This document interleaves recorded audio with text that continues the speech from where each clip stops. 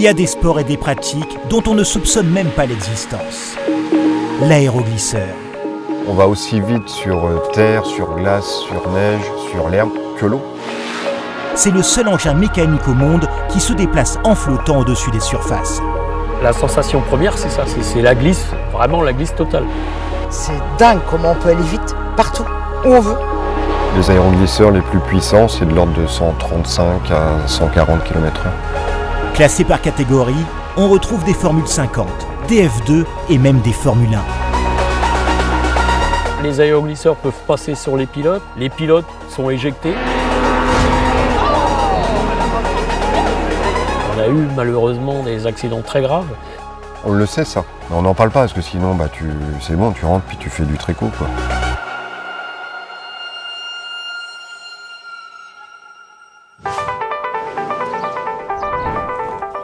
C'est à 2 pas de Stockholm, au bord du petit domaine skiable de Flotsbro, que l'on retrouve les championnats du monde d'aéroglisseurs. Depuis 1987, cette compétition qui a lieu tous les 2 ans réunit les meilleurs pilotes mondiaux de la discipline. Et parmi les nations souveraines, on retrouve la France. Tu dis t'es à 8000 ? Ouais, je suis plutôt toi même à...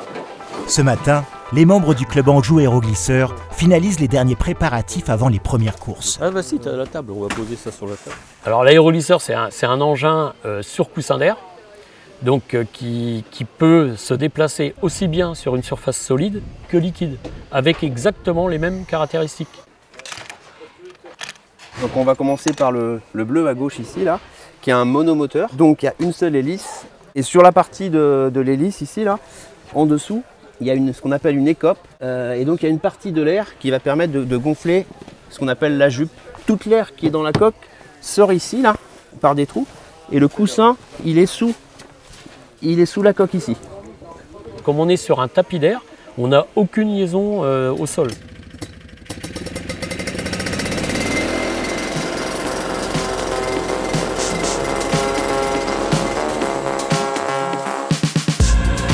Dans cette compétition, une course dure 15 minutes et se dispute sur un seul et même circuit d'environ 3 km.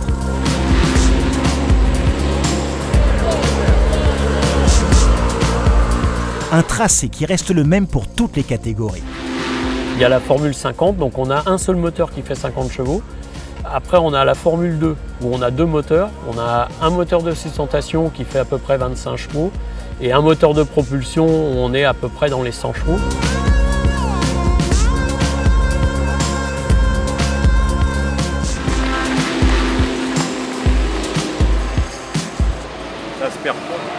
Après de nombreux titres en Formule 50 et en Formule 2, Denis Rago évolue aujourd'hui dans la catégorie reine de la discipline, celle de la Formule 1. Ici, pas de limite de cylindrée, ni de moteur, et donc une puissance illimitée. Sur le guidon, une seule gâchette, et c'est celle des gaz.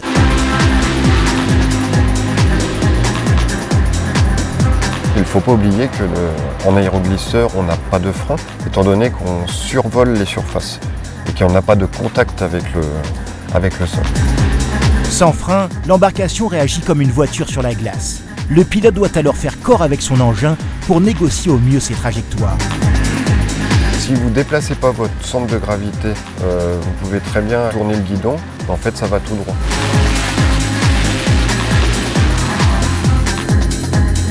La manière de ralentir, ça peut être en arrivant sur une bouée.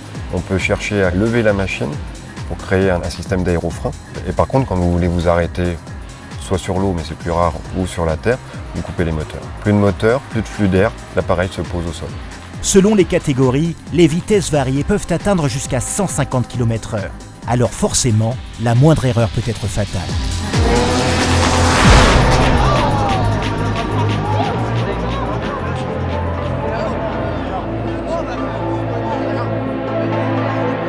C'est une masse qui s'arrête et qui vient cogner un obstacle. Problème moteur apparemment, c'est la courroie, je la vois entière, je la vois positionnée dessus. Le moteur s'est arrêté, drapeau rouge, arrêt obligatoire.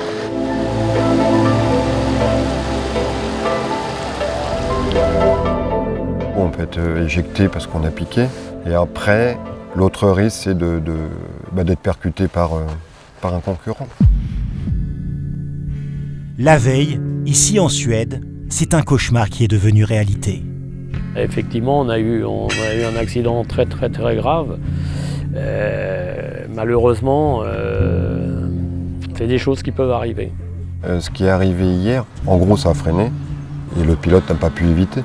Donc voilà, il est venu taper dedans.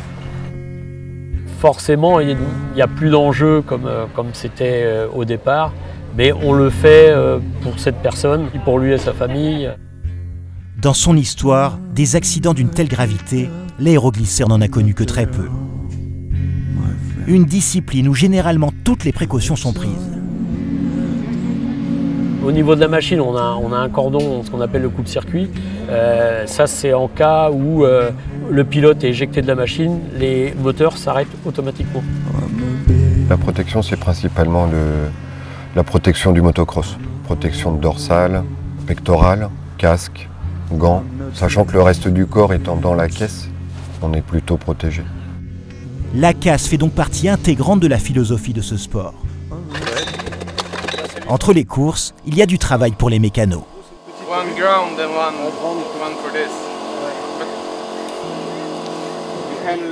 À la base de l'aéroglisseur léger, c'était aussi ça, il y a beaucoup de gens, c'est le plaisir de fabriquer sa machine.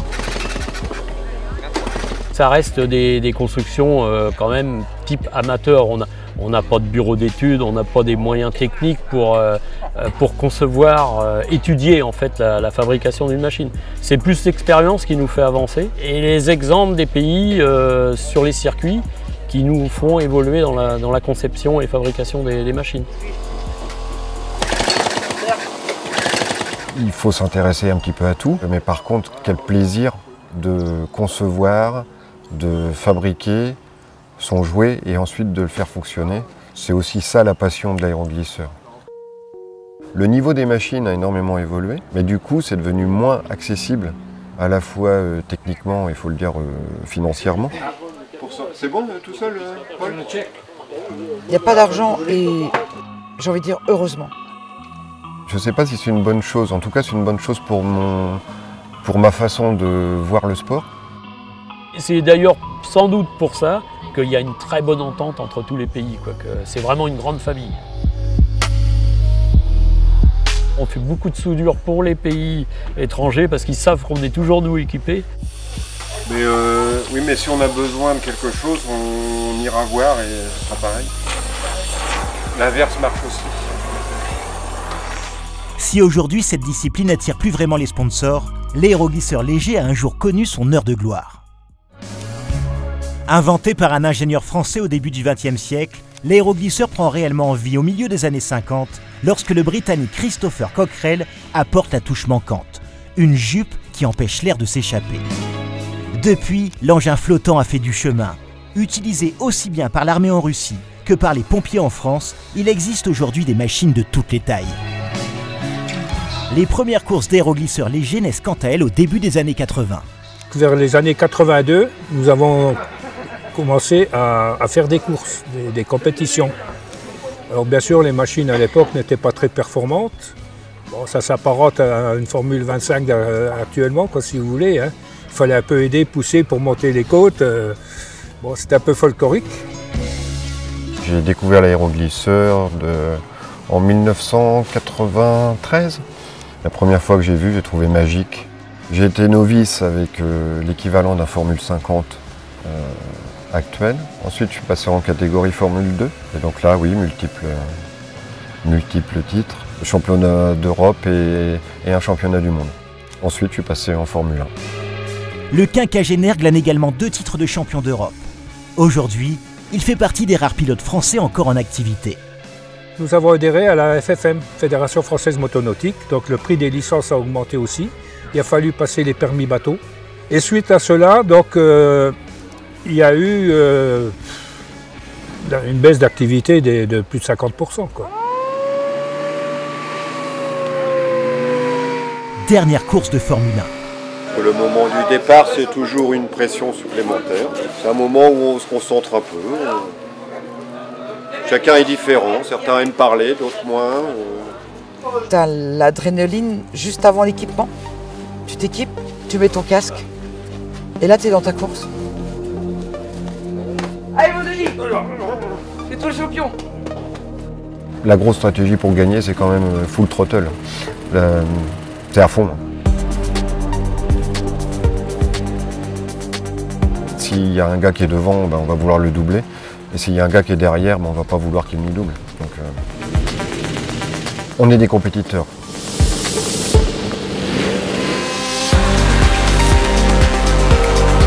Denis, bien placé à l'extérieur à droite, est vite repris dans la grande section du début. Il est en 4e position. On était 4 machines très proches en performance.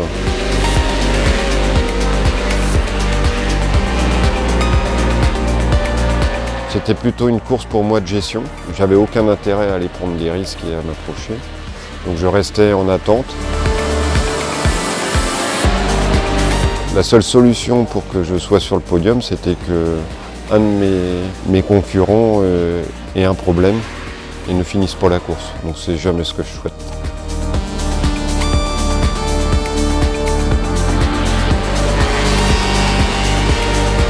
La course est particulièrement tendue et les aéroglisseurs frottent de plus en plus. Oh la vache! Oh là là là là! Qu'est-ce qu'il fait là? Ah. Oh non! Non! Non!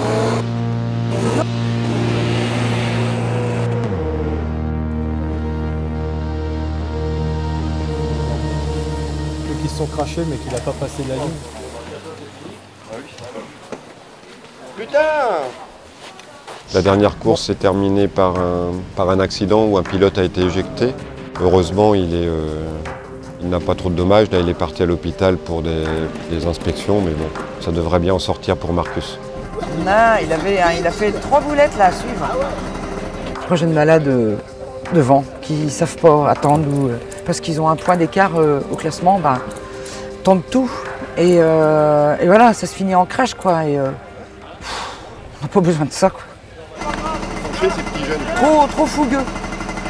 Du coup, moi, ça ne changeait rien. Non. De toute façon, j'aurais même pu finir premier, ça ne changeait absolument rien. Oh, c'est ok. Alors 2. Ah non, tu fais les calculs. C'est la manche. C'est la première en fait. La première, qui le pénalise. Hein. Ouais. Au cumul des points sur les 6 courses du week-end, Denis termine finalement 4e au général. Malgré ça, il reste tout de même une dernière chance française en catégorie F50.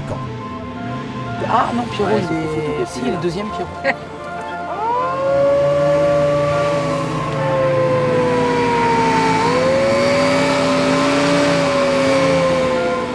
Pierre est l'une des grandes promesses de l'aéroglisseur français. Pour sa 2e participation au championnat du monde, il est en passe de réaliser le meilleur résultat de sa jeune carrière.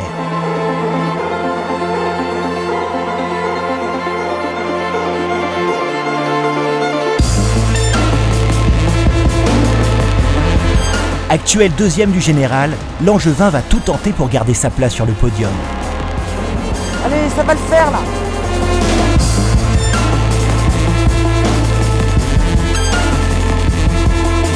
Ça, il va y arriver, c'est pas possible.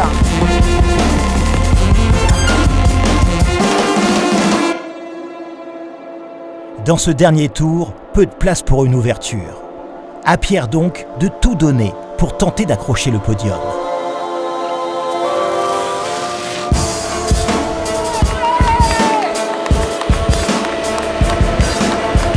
Non, c'est dangereux ça.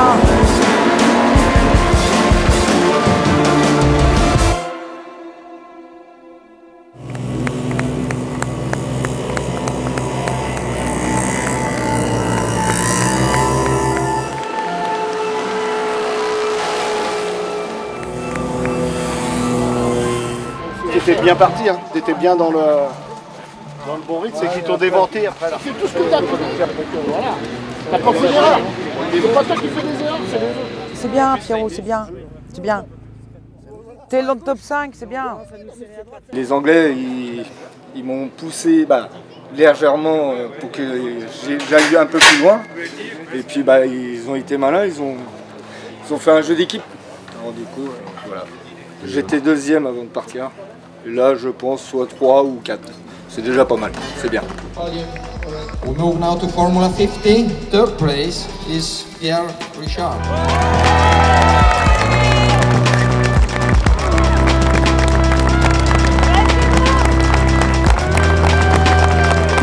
Pas eu de soucis mécaniques, ça a super bien fonctionné tout le week-end.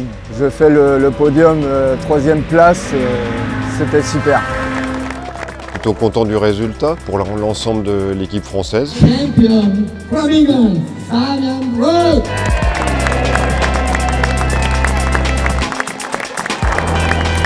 Un peu déçu, il est vrai, d'être